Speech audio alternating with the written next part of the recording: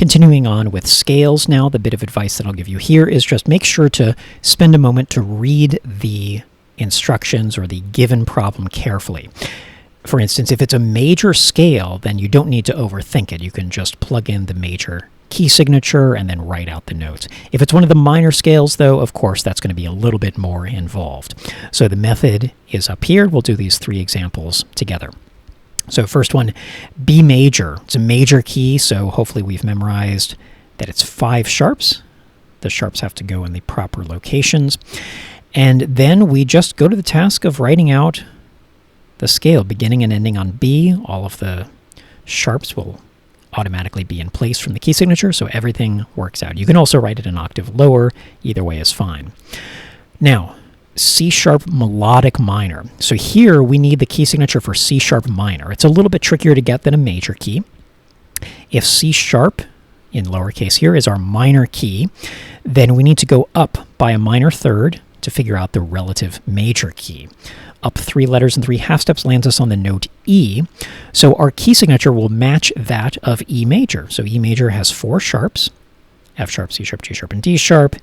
And at this point, I recommend you get rid of that E. Forget about that. It has served its purpose. Focus now back on your C sharp because that's the scale that you are trying to write. So we'll begin by writing the ascending version, but now we're keeping in mind that we are asked to do a melodic minor scale, so that means we also need the descending version because, of course, it changes on the way down. Now, that's not all, of course. We need to make sure on the way up we raise the 6th and 7th scale degrees by a half step each, and then on the way back down, we're going to restore those to what they originally were. So here's our 6th scale degree. Right now it's an A. We need to turn it into an A sharp. Here's the 7th. Right now it's a B. We need to turn it into a B sharp. But on the way back down, we restore them to what they originally were. This one was originally a regular B, so we need to put the natural sign here to emphasize that we are no longer sharping it. Same deal with this A. We want it to be a regular A after having been transformed to an A sharp. So back to regular A means we need to put a natural sign there. All the rest of it is as it stands. Okay, last one. F natural minor. Again, focus first on the key signature. You need the key signature for F minor. Forget about natural for the moment. F minor is a minor key. We need to go up to find its relative major key. Up a minor third lands us on the note A flat. So A flat's key signature is 4 flats, B flat, E flat, A flat, and D flat. Forget now about the A flat. Focus again on F. Start and end your scale on F. And since we are going after a natural minor scale, we only need to write it ascending. So there we go. We've got our 8 notes, F to F. And also, since it's natural minor, we don't need to mess with any of the notes. So we just leave it as is. Going on now to chord notation. So even though it may sound like a broken record, I would just, again, suggest read the problem carefully. Make sure you know what you're dealing with. Are you dealing with a triad, either in root position or inversion, or are you dealing with a 7th chord? You don't want to make it unnecessarily complicated if it's just an easy problem. So all of the tips and methods are in these paragraphs. We'll do a few of these together. Let's start easy with this first one. We've got a capital C with a superscript 6. So if we see the superscript 6, we know that we're dealing with a triad, and it's going to be in first inversion. But first of all, we need to put the chord in root position. So there's a C. C major triad is just the first, third, and fifth notes of the C major scale, so C, E, and G. And now, since we want it in first inversion, we need the third of the chord to be in the bass. In other words, we want the third of the chord to be the lowest note as we write it. So we've got C, E, and G. How about if we do E, G, and then C above that? That's just a simple reordering, and now the third is indeed in the bass. So that's your final answer. I think this one we've done a few times. Let's jump over to this one. We've got a capital E flat with a superscript 7. So this tells us that we're dealing with a 7th chord. The numbers are, of course, often the clue. So if we've got a capital E flat with a superscript 7, we need to figure out, well, what kind of 7th chord is that? Well, it's capital, but it's not major because major would have the superscript M as well. So this is a dominant, and you may want to write that out for reference if you like. So let's begin by stacking our thirds. So there's an E flat. We'll stack thirds on top of it. So we know that we're going to have an E flat, some kind of G, some kind of B, and some kind of D. They might be flatted or sharped, whatever, but let's work it out now. So a dominant seventh, as you'll recall, is made up of a major triad plus a minor third on top. So in other words, these three notes need to constitute a major triad, and these two notes on top need to be a minor third apart. So work from bottom to top always. If we want an E flat major triad, we can think the first, third, and fifth notes of the E flat major scale. E flat major has three flats, B flat, E flat, and A flat. So we are left with this as an E flat major triad. I'll abbreviate that. So that means we need exactly those notes at the bottom of this seventh chord. So I'll clear off a little bit of space here. So we need a B flat, but the G is fine. Now, since we've determined that the B flat is the fifth of the chord, we need to go up a minor third from B flat.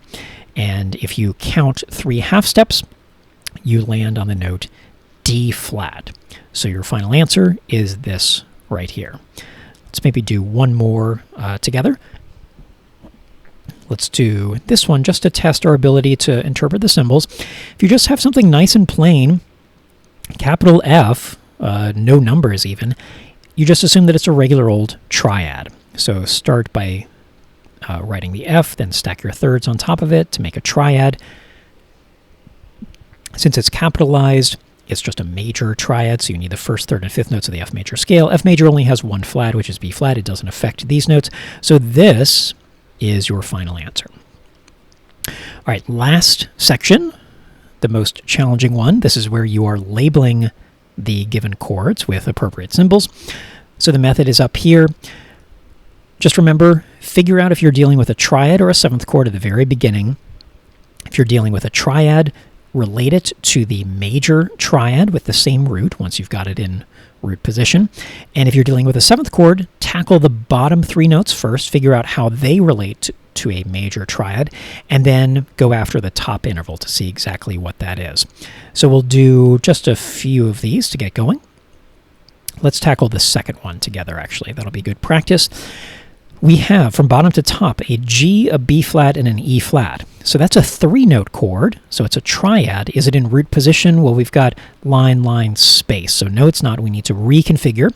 This part of the chord looks good, so let's try to preserve that. If we bring the E flat down an octave, then we are left with these notes. We're taking care to preserve the flats on B and E. So this is actually the root position reduction of the notated chord. So we know, therefore, that the root is E flat, and let's compare this chord here to the notes of the E flat major scale, and therefore the notes of the E flat major triad. E flat is the first note of the scale, G is the third note of the scale, B flat indeed is the fifth note of the scale. So what we have here is absolutely an E flat major triad. So capitalized E is fine. But we need to go back to the original problem, which had the E flat major triad in inversion. So which note is in the bass? Is it the root? Well, of course not. Is it the third or is it the fifth? It's the third of the chord, right? It's the G. So if the third of the chord is in the bass, you have a first inversion triad, or 6 as its superscript. Let's do the next one. Here we've got a series of stacked thirds. We've got 4 different notes. Space, space, space, space, or A, C, E, and G. So this is clearly a 7th chord. But forget about the 7th for right now. Let's focus on the bottom 3 notes. So we have A, C, and E. Let's compare that to an A major triad. Again, using the same root for comparison's sake. An A major triad would be A, C sharp, and E. What we have, though, in the actual problem is an A, C, and E. So the third has been lowered by a half step. If that's the case, then we're dealing with a minor triad. So we've got an A minor triad. We'll maybe take a note. It's a minor triad. Let me clarify there. I'll write out the TRI for triad. Now, let's calculate what interval we have on top. We have an E to a G. How many half steps separate E and G? Well, there are 3 half steps separating them. So therefore, it's a minor third. We already knew it was a third going in because of how the chord was stacked in thirds. So what we have is a minor triad plus a minor third. What type of 7th chord does that result in? Minor plus minor equals minor. So you have a minor 7th chord. And the symbol, since A is the root, we'll have a lowercase a and the superscript 7. And you're finished with that one. Let's maybe do one more together. Let's try this one towards the bottom here in the treble clef staff. We've got what looks to be a 7th chord in root position again, space, space, space, space. So what we're going to do is to focus on the bottom 3 notes. We have F, A, and C. Let's compare that, since we think the root is F, based on the configuration of the chord.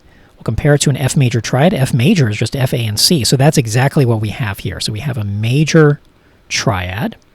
Let me rewrite that. And what interval do we have on the top? In other words, what's the interval between C and E flat? If you're really good with your intervals, you might know that already. You can also count your half steps. Either way, you result in 3 half steps or a minor third. So we have a major triad plus a minor third on top. What kind of 7th chord is that? That is a dominant 7th.